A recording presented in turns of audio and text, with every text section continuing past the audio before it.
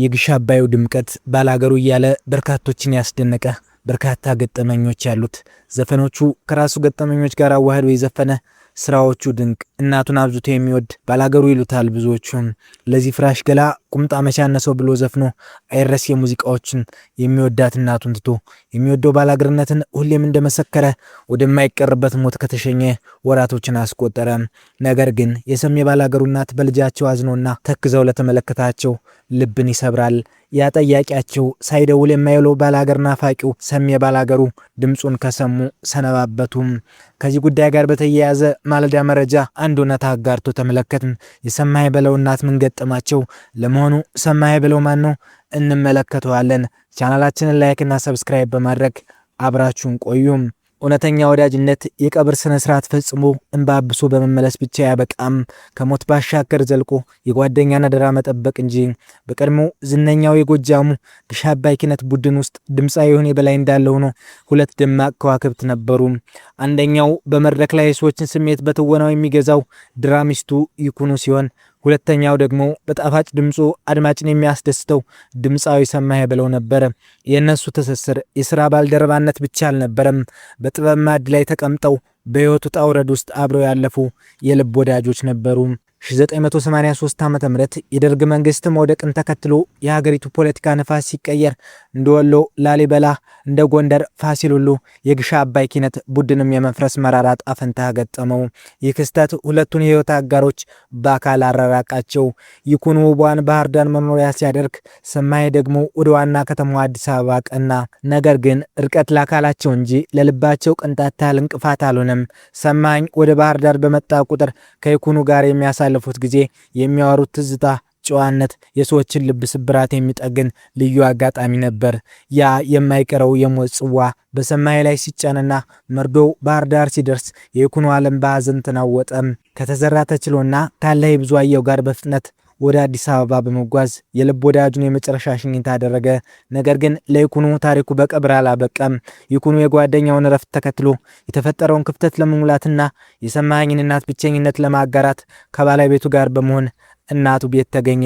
እንዳይርባቸው እንዳይጠማቸው በሚል የፍቅርና የቁም ነገር ስንቅ ይዞ ይኩኑ ይህንን ሁሉ አሟልቶ የጓደኛውን እናት እግር ስር ሲንበረከክ ቤቱ በለቅሶና በምስጋና ተሞላ። የሟች እናት እህት፣ ወንድምና የቅርብ ዘመዶቹ በዚህ አስገራሚ ታማኝነት እንባቸው መክታት አልቻሉም። መመረቅ ማመስገን ብቻ ሆነ ስራቸው። በዚህ ራስ ወዳድነት በተሞላ ዓለም ውስጥ ሰው በህይወት እያለ ብቻ ሳይሆን ካለፈም በኋላ አለሁላችሁ ብሎ የጓደኛን አደራ መጠበቅ ለትውልድ የሚተርፍ ታላቅ ትምህርት ነው። ይኩኑና ባለቤቱ ያደረጉት ይህ በጎነት የጓደኝነት ክብር ከፍ ያደረገ የሰማኝን ነፍስ በረዴት የሚያስደስት ድንቅ ተግባር ሆነ። እኛስ የምንወዳቸው ጓደኞቻችንን ድንገት ሲሞቱብን ቤተሰቦቻቸውን የምንጠይቅ ስንቶቻችን ነን? የሰማይ በለው ነፍስ በሰላም ትረፍ። ለመልካም ታሪኩ ይኩኑና ለባለቤቱ ረጅም ዕድሜና በረከት ይስጣቸው። ያሬድ ሹመቴ በአንድ ወቅት ባጋራው ጽሑፍ ለመታሰር ትኬት ቆርጦ ከአሜሪካ የተመለሰው ሰሜ ባላገሩ ድምፃዊ ሰማይ በለው ሐምሌ 7 ቀን 1994 ዓ.ም ከሌሊቱ 10 ሰዓት ላይ በአዲስ አበባ አካባቢ መኪና ሲያሽከረክር አደጋ ደርሶ ነበር። በአደጋው ወቅት አብረውት የነበረውና የታዋቂው የግጥምና ዜማ ደራሲ ግሩም ተስፋዬ ህይወት አለፈ። በቸልተኝነት መኪና በማሽከርከር የሰው ነፍስ እንዲጠፋ አድርጋል የሚል ክስ ተመሰረተበት።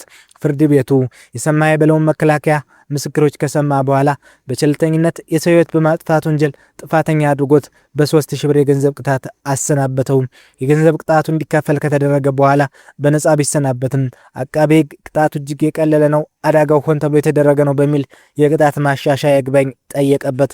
ከፍተኛው ፍርድ ቤት መዝገቡን እንደገና መርምሮ የቀድሞውን የገንዘብ ቅጣት በማሻገር በድምፃዊ ሰማይ በለው ላይ የ5 ዓመት ጽኑ እስራት ፈረደበት። የእስር ውሳኔውን ከመተላለፉ አስቀድሞ ሰማይ በለው ለስራና ለሙዚቃ ዝግጅት ወደ አሜሪካ ሀገር ሂዶ ነበር። ፍርዱን የሰማውም አሜሪካ እያለ ነበር።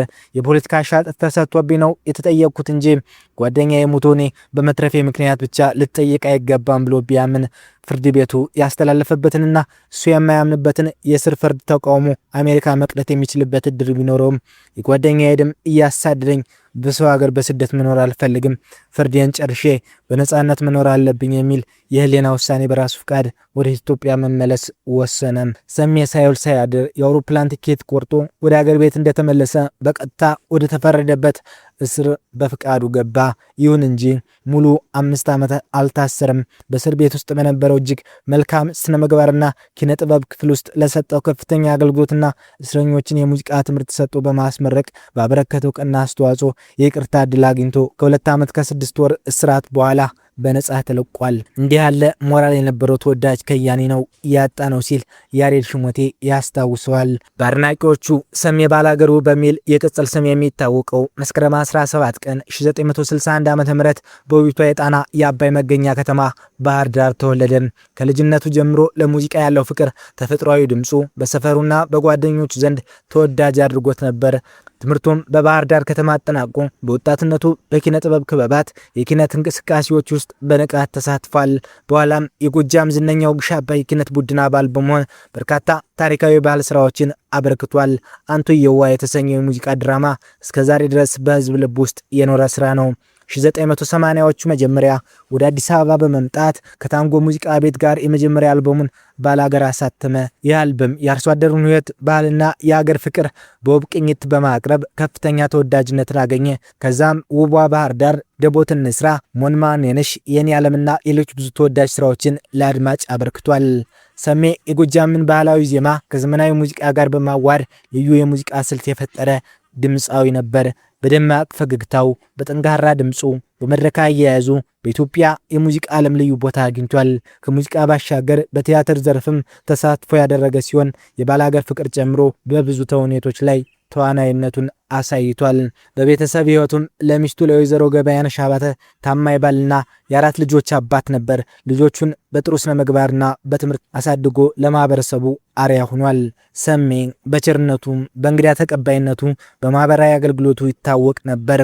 የዝግጅታችን ተከታታዮች እናንተስ ስለዚህ ሰሜ ባላገሩ ምን ሐሳብ አላችሁ? ሐሳብ አስተያየታችሁን አጋሩን። ቻናላችንን ላይክና ሰብስክራይብ በማድረግ ቤተሰብ ይሁኑ። ሰናይ ጊዜ ተመኘን።